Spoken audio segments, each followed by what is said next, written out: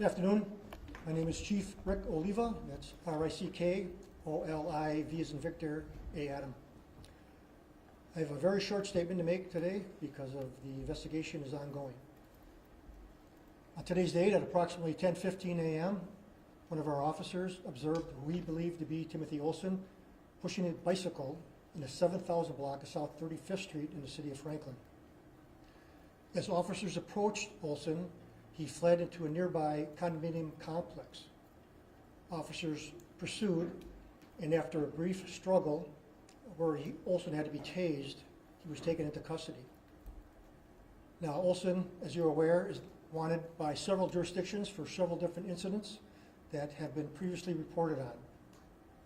In addition, Olson is a suspect in a kidnapping and an identity theft that occurred in Franklin on a 79-year-old woman on November 23rd. In addition, at the scene, we determined that Olson is involved in at least 2 burglaries in the city that occurred just prior to his arrest. Olson complained of shortness of breath, so he was conveyed to a nearby hospital where he was treated and released. He is presently in our lockup facility being interviewed by detectives from Franklin, Racine, and South Milwaukee. And we'll provide any more information as we get it and as we're able to do. On Wednesday night, was that woman drugged, or what exactly was the incident there? The woman was having drinks at a local restaurant bar. She was approached by Olson, who offered her a drink. She declined. She ultimately left, and he approached her in the parking lot with the threat of a gun, forced her into her own car, and held her for a number of hours. Chief, what was the nature of the identity theft situation you mentioned? Was he forcing her into a car as well? What happened there? Well, he took, among other things, one of her credit cards and withdrew cash. How did he gain access to that? Well, that's all under investigation at this time. Chief, what can you tell us about charges? I know there's a lot of jurisdictions here and a lot of different incidents. What do we know about what's coming? As I said, as of today, right now, our charges are going to be kidnapping, identity theft, and burglary. And I'll leave it up to the other jurisdictions to comment on what they have. Again, these are active investigations. There's a lot of evidence to be processed, and it's really up to those jurisdictions to decide what they have and what they intend to charge. What bar did he interact with that woman on November 23rd? I'm sorry, was that? What bar was he at when he interacted I won't with mention that woman? at this time. Was that the woman in her 70s? Is that 79-year-old woman. Did he drive her around? Yes, he did. To ATMs? Well, at least one, but again, this is all under investigation. Can you talk about the work that was put in to catch this guy? And you must be glad that he's off the street now. Well, absolutely, we're glad he's off the street, and we put a tremendous amount of effort in locating him. He had been cited in Franklin in the past few days. As early as last night, he was observed entering one of our establishments, but we weren't able to locate him. So we knew he was in the area, and today we made an all-out effort to search the city, and fortunately one of our officers was very observant and saw him. When you said you made an all-out effort, are you putting an all-call out to all bars in the area? How do you communicate that with the local establishments here? Yeah, we started by just going to bar to bar, restaurant to restaurant, and advising them. Of course, most people are aware of him and knew what he looked like from news accounts. We also put it on our Facebook page, and we distributed that information through our business email tree. So you know where he lives now, and you know the 55-year-old woman who died in South Milwaukee, she froze for a bit. He said, "Oh, I'm going to get an inhaler for her," and he ran away. Are you searching where he lives to see if there's anything where he put things in women's drinks? Well, we are looking to see where he has been residing, because that's unclear at this point. So do you know of a connection to Franklin for him? No, Do you think he was homeless, or do you think that he's just not saying where he is? we don't know at this time. Is he cooperating with you guys, talking? He has given a statement at this time. How's the Franklin woman doing? She's doing fine. She was very shook up, to say the least. She was very relieved to hear that we took him into custody. For the incident, or the spotting last night, we were talking to the worker over there, and that the guy borrowed an employee's phone to make phone calls. Do you know who he was calling last night at that restaurant? That's under investigation at this time. Did he call you guys at all? Did Olson call us? Yeah, from that phone?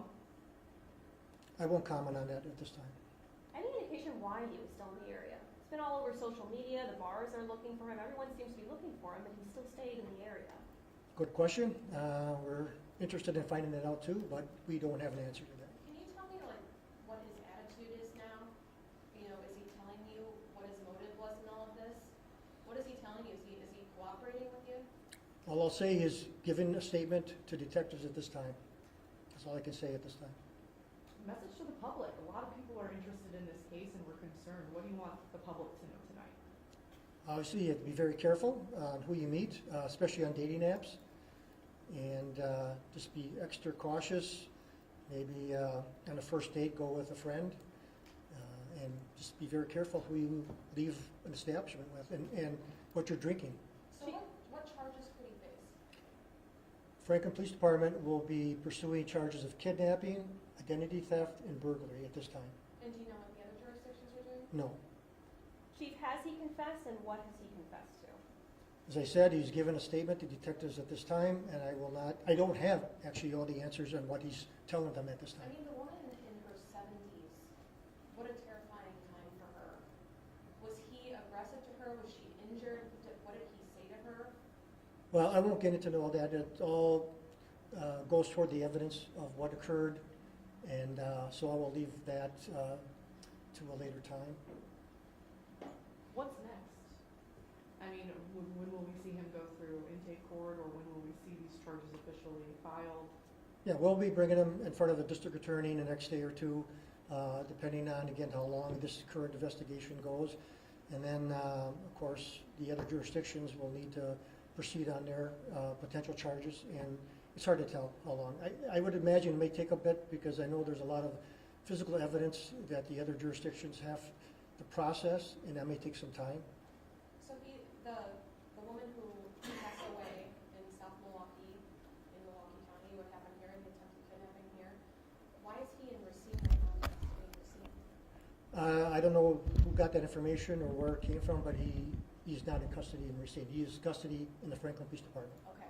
Chief, are you content with how the search went? It's hard to find somebody who doesn't want to be found. It's been a couple of weeks. What are you taking from this search for next time? It's not much to take. I mean, sometimes it's hard to find people. I mean, it can be elusive, and just sometimes it takes time. Maybe it takes a little luck, but it's just not as easy seeing someone's picture and going out down the block and finding them. You know, these people are in and out of buildings, homes, so just have to do your best searching, and hopefully someone comes forward, or an officer is observant enough to find the person, which happened today. Is he from here, or, because I had heard Illinois connections, do you know about his Illinois connections? He's got relatives in this general area. Okay. Do you know about his crimes in Illinois? We are aware of incidents that he's involved in across the southeast area, including Illinois. Would you say this was luck that an officer spotted him, or was it all the work that you guys put in? No, I mean, every bit of police work, I guess, has an element of luck, but I wouldn't call this luck. I would call this very good, observant police work. Do you think there are other victims out there? We don't know. We'd like to know. I think it's likely that there's other victims, maybe some that are maybe embarrassed to come forward. Hopefully that he's in custody now, that if there are victims, that they're more likely to call their local departments and report that. Hopefully that would be the case. There's no doubt that this person would continue to do what he did until caught. Have you been working with the dating site that he was on to see if there were any victims or how to find him? Again, I won't get into all the investigative areas and leads that we pursued at this time. Okay, thank you very much. Thank you. Thank you.